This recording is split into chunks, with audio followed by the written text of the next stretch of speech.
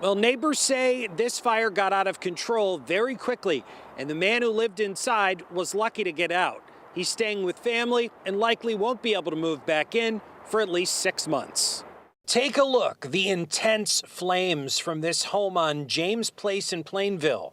We actually just got home last night and we saw flames coming through the woods area.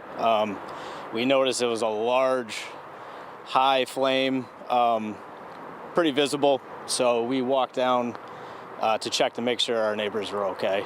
Firefighters got there just after 7:30 Wednesday. On arrival, heavy fire from the bonus space above the garage. The house is heavily damaged. But those fire crews weren't the first ones on scene. Several neighborhood teens spotted the danger and ran toward it.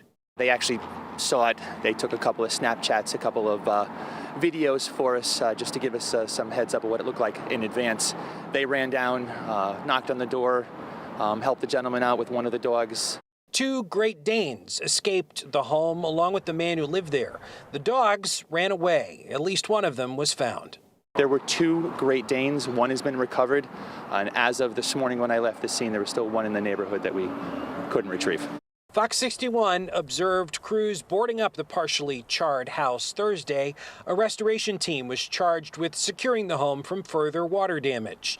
It's still not clear what caused the fire. Neighbors told Fox 61 they're just glad the flames didn't spark a brush fire or explode a propane tank.